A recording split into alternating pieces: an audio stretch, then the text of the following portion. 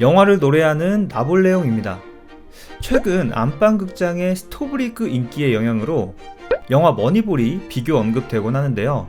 이 머니볼은 오클랜드 애슬레틱스의 구단 운영 방식에서 유래된 말이죠. 영화 머니볼은 2002년 오클랜드 애슬레틱스 구단의 기적 같았던 20연승 실화에 대해 경영학적 관점에서 분석한 마이클 루이스의 머니볼을 바탕으로 만들어진 영화입니다. 메이저리그에는 3가지 구단이 있다고 하는데요. 부자 구단, 가난한 구단, 그리고 그 한참 아래 오클랜드 애슬레틱스. 실제 연봉도 뉴욕 양키즈의 3분의 1밖에 되지 않는 데다가 설상가상으로 2001 시즌이 끝나고 당시 팀의 간판 스타 3명이 모두 계약 만료로 떠나게 되었는데요. 그나마 있던 간판 스타를 모두 떠나보낸 극빈 구단이 어떻게 20연승을 해낼 수 있었을까요? 영화를 노래하다 시작합니다.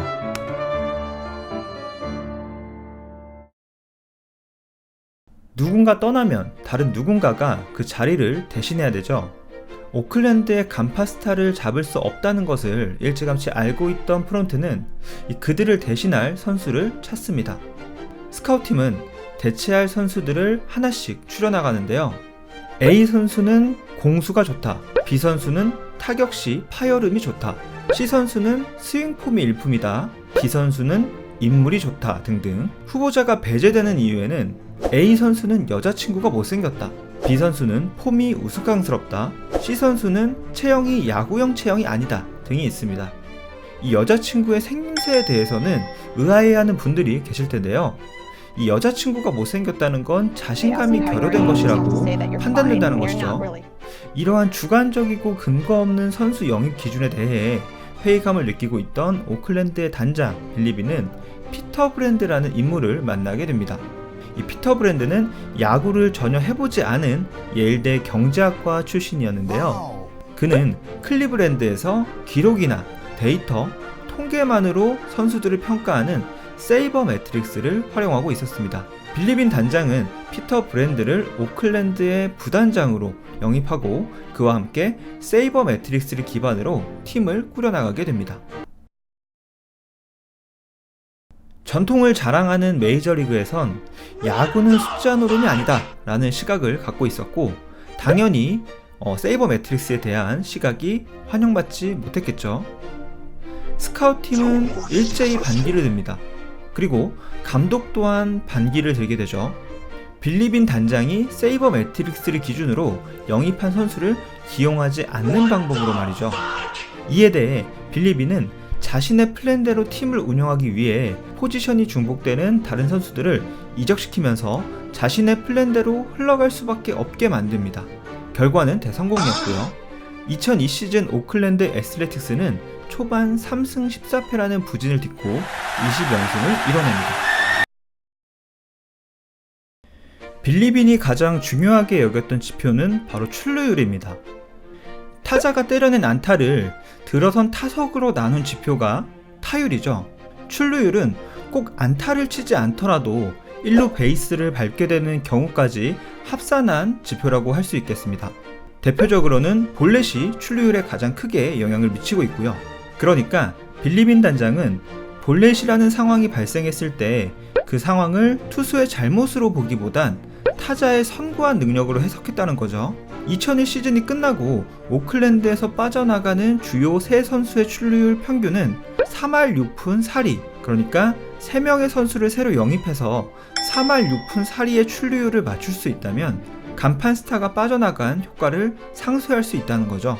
또한 포스트 시즌에 진출하기 위한 조건 역시 수치화했는데요. 162경기 중에 99경기를 이겨야 포스트 시즌 진출이 가능하고 99경기를 이기려면 814점 이상의 득점과 645점 미만의 실점이 필요하다는 거죠. 머니볼이 보여준 것은 첫째로 우리가 평상시 내리는 결정들에서 발견되는 근거 없는 주관입니다. 우리는 어떤 결정을 내릴 때 꽤 많은 부분에서 감이란 걸 사용하곤 하는데요.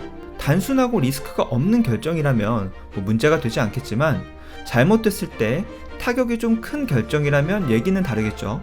길 모퉁이에 떡볶이를 파는 포장마차를 차린다고 가정해보면 단순히 내 떡볶이는 맛있으니까 잘 팔릴 거라는 감이 아니라 유동 인구나 예상 고객 및 수요, 근방에 있는 경력 업체나 진입 장벽 등의 요소는 충분히 객관적인 수치로 파악이 가능한 부분이죠. 사람들은 확증 편향이라는 걸 갖고 있기 때문에 자신에게 유리하게 작용했던 감들을 취사 선택하여 기억하기도 하고요. 아무튼 머니볼은 주관적 직관의 허상과 객관적 데이터의 타당성에 대해 이야기하고 있습니다. 그리고 머니볼은 남들이 파악하지 못한 지표들을 활용해서 좀 더 효율적인 경영을 한 사례를 보여주고 있기도 한데요. 앞서 설명드린 타율과 출루율의 관계가 대표적이라고 할 수 있겠죠. 그리고 반대로 과대평가되었거나 평가가 모호한 부분들을 배제함으로써 합리적인 결정을 내리기도 합니다. 이 영화에서는 언급되지 않았지만 책에서 강조되는 부분 중 하나가 바로 실책인데요. 이 부분은 책의 대목을 한 구절 읽어보면 좋을 것 같네요. 야구의 실책이란 무엇을 의미하는가? 그것은 스포츠의 주요 통계 중 유일무이하게 관찰자의 관점에서 마땅히 했어야 하는 수비라고 생각하는 바를 기록한 것이다. 즉, 야구장이란 특수한 공간에서 이루어지는 도덕적 판단에 가깝다. 농구의 기록에서도 실책을 따지지만 그것은 객관적인 사실을 바탕으로 한다.